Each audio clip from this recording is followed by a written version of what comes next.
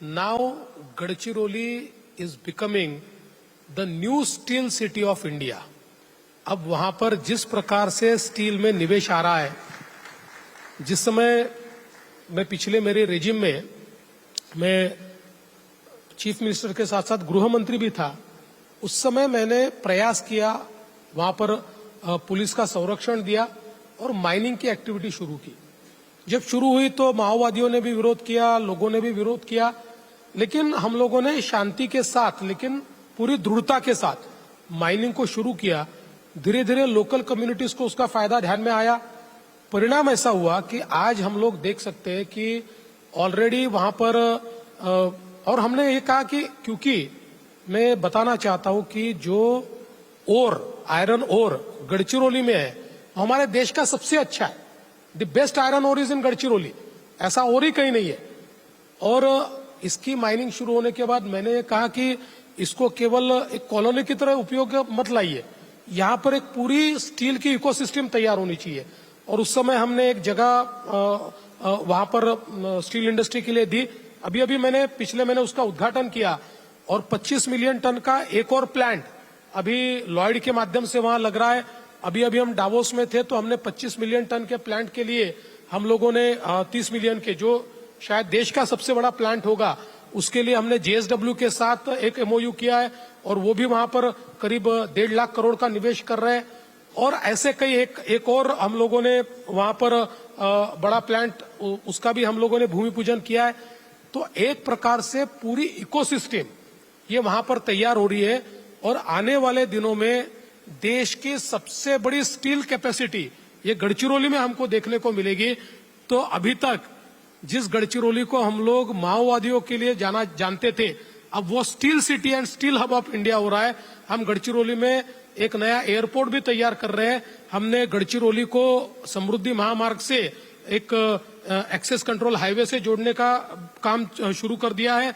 इसके साथ साथ ये जो माइनिंग है, इसका एक कॉरिडोर तैयार करके सारा और कैसे ट्रांसपोर्ट हो सके, इसका हम प्रयास कर रहे हैं। और इतना ही नहीं, तो गढ़चिरौली से लेकर तो जालना, जो कि जालना में एक हमारे यहाँ पर एक बड़ा एक इकोसिस्टम है, और इतना ही नहीं तो कोकण तक हम लोग इस ओर को ले जाने के लिए एक कंप्लीट डेडिकेटेड पाइपलाइन का भी निर्माण कर रहे हैं।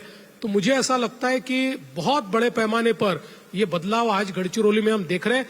और इसका परिणाम ऐसा है कि धीरे धीरे नॉर्थ गढ़चिरौली से नक्सलवाद माओवाद खत्म हो गया।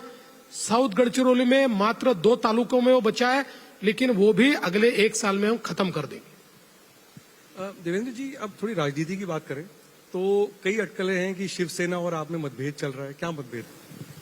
कोई मतभेद नहीं है। हमारे मीडिया को जब कोई खबर नहीं मिलती तो वो खबर बना देते हैं। ये मैन्युफैक्चर्ड खबरें हैं। हम तीनों लोग एक साथ मिलकर राज्य को चला रहे हैं और अच्छा काम कर रहे हैं। और कई बार तो मुझे बड़ा आश्चर्य होता है जब मुझे मीडिया में देखने को मिलता है कि देवेंद्र फडणवीस इन्होंने एकनाथ शिंदे के काम पर स्टे दे दिया। मैंने आज हमारे हाउस में भी बताया कि भाई स्टे देने के लिए मैं उद्धव ठाकरे नहीं हूं, मैं तो काम करने वाला आदमी हूं। इसलिए ये सारी खबरें जो है, ये खबरें थोड़ी मैन्युफैक्चर्ड है, थोड़ी एक प्रकार से कलर्ड है और थोड़ी मोटिवेटेड भी है। मैं आपको बताना चाहता हूं कोई प्रॉब्लम नहीं, मस्त चल रहा है, बढ़िया चल रहा है, अच्छा चल रहा है। शिंदे जी रुष्ट नहीं है आपसे? एकदम नहीं। देखिए प्रॉब्लम क्या है, मैंने कई लोगों को ये बताया कि अभी शिंदे जी का एक अपना व्यक्तिमत्व है। उनके व्यक्तित्व में आप देखिए वो धीर गंभीर रहते, मैं हंसते हुए रहता हूँ, वो धीर गंभीर रहते, गंभीरता उनके चेहरे पर है। अब जब तो मुख्यमंत्री थे तब भी गंभीर होते थे, तब किसी ने कहा कि शिंदे जी हंसते क्यों नहीं, ये गंभीर क्यों है। अब मुख्यमंत्री नहीं है तो उनका चेहरा दिखाते, देखिए शिंदे जी हंसी नहीं रहे, ये शिंदे जी नाराजी है। अरे भाई, कोई आदमी अगर चेहरा ही उनका अगर गंभीर है तो हंसते हुए कैसे दिखेगा। अब मेरे चेहरे पे गंभीरता कम रहती है तो लोग ये कह सकते हैं कि गंभीर ही नहीं, आदमी ठीक नहीं है। तो ऐसा नहीं होता, प्रत्येक हर एक व्यक्ति का अपना व्यक्तित्व होता है, उस हिसाब से उनका भी व्यक्तित्व है, कोई प्रॉब्लम नहीं, हम साथ में है।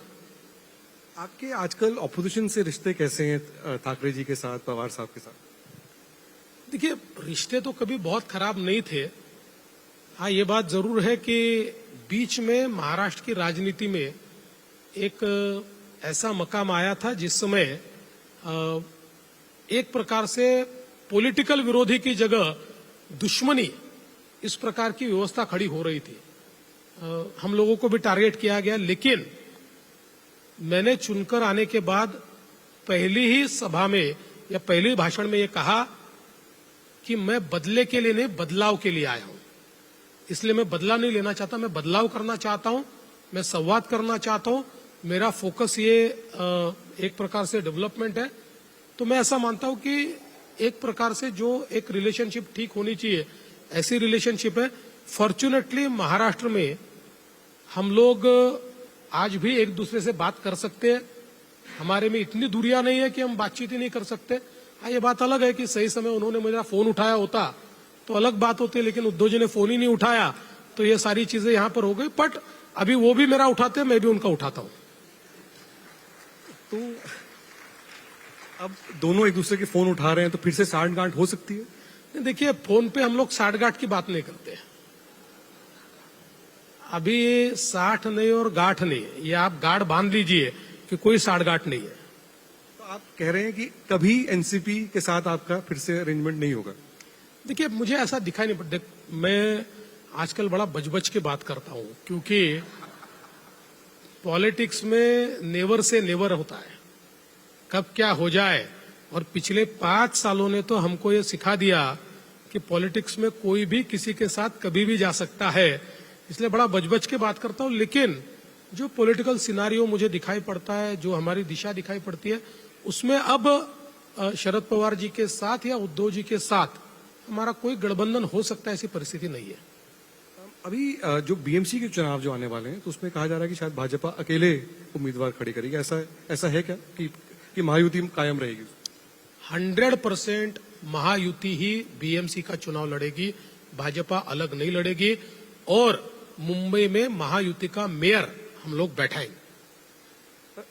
आखिरी सवाल, आपने कहा कि अब फोन उठाए जा रहे हैं एक दूसरे के, तो अभी विधानसभा का सत्र चल रहा है, लीडर ऑफ ऑपोजिशन नहीं है, क्योंकि उनके पास दोनों पार्टी, सारी ऑपोजिशन पार्टियों में इतने नंबर नहीं, लीडर ऑफ ऑपोजिशन बने। Will you allow a leader of opposition even though they don't have the numbers? See, it is not about me allowing, क्योंकि लीडर ऑफ अपोजिशन किसको देना है, उसके क्या नियम है, ये अपॉइंट करने का अधिकार गवर्नमेंट का नहीं है, स्पीकर का है। It is a sole prerogative of the speaker. Speaker के पास उनकी अर्जी गई है। स्पीकर साहब हमारे लॉयर है, एक बहुत ही सूझबूझ के साथ काम करने वाले स्पीकर है। उनको कॉन्स्टिट्यूशन और हमारे नियम, इनके 100% जानकारी है। इन सारी चीजों को खंगालेंगे और एक उचित निर्णय जो भी in the interest of democracy होगा वो स्पीकर साहब लेंगे। तो स्पीकर साहब का निर्णय क्या होगा, ये मेरे लिए बताना आपसे आपकी राय पूछी तो आपको आपत्ति होगी? देखिए, स्पीकर अगर निर्णय लेते तो हमको क्या आपत्ति होगी। देखिए, मैं आपको एक बात बोलता हूं, मैंने पहले दिन कहा है कि आई विल नॉट जज the opposition bye it's numbers. हालांकि अभी महाराष्ट्र के इतिहास में सबसे कम नंबर अपोजिशन को इस बार मिला है। और आज भी आप देखिए, लीडर ऑफ अपोजिशन नहीं है, लेकिन हम उनको या उनके लीडर्स को लीडर ऑफ अपोजिशन की तरह ही ट्रीट करते। कोई भी हमारे में बदलाव नहीं आया है, क्योंकि डेमोक्रेसी में रूलिंग पार्टी जितनी महत्व की है उतनी अपोजिशन पार्टी भी महत्व की है। हाँ, ये बात जरूर है कि देश की संसद को देखने के बाद ये भी लगता है कि अपोजिशन पार्टी का लीडर ये सेंसिबल भी होना चाहिए, देश का विचार करने वाला भी होना चाहिए। And on that note, ladies and gentlemen, please give a big hand to Devendra Fadnavis, the Chief Minister of Maharashtra. Thank you so much for being so sporting, sir, and taking all the questions.